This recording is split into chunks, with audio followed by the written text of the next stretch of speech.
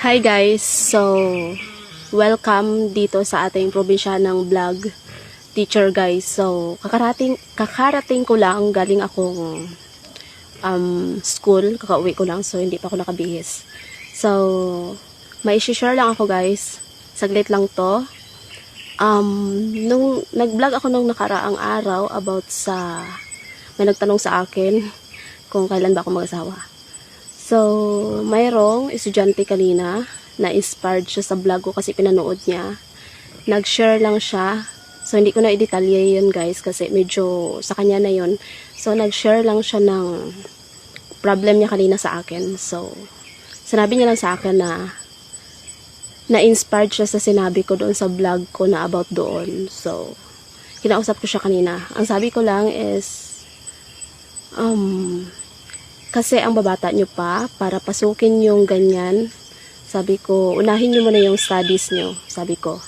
Wala namang problema kung gusto nyo na talaga pasukin yung ganyan, yung mga ganyang bagay, yung love life, yung pagbo-boyfriend o pag-girlfriend, wala namang problema yan, nasa sa inyo yan siya. Pero, ang masasabi ko lang is, baka magsisi kayo sa huli kapag pinasok nyo siya habang bata pa kayo. So, sabi ko, bago nyo siya pasukin, pag-isipan nyo muna ng maigi. Isipin nyo yung magulang nyo na ulan-init nagtatrabaho para sa inyo. So, kung ayaw nyo maghirap sa huli, sabi ko, piliin nyo muna yung career muna na para sa huli is mas kung sa Ilonggo pa or sa Karaya pa is mas magtawhay ka mo, sabi ko sa kanila.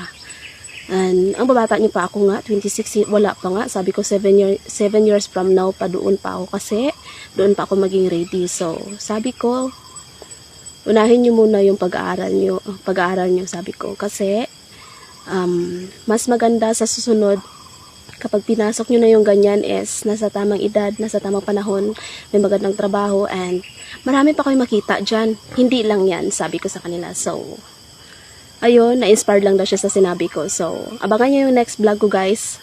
Mag-share ako ng nakaraan ko or pinagdaanan ko ng elementary ako guys. And then, iba rin yung vlog sa elementary and then sa high school and then sa college. So, thank you so much guys and bye. Please follow, like, and share po tayo guys. Thank you so much and bye.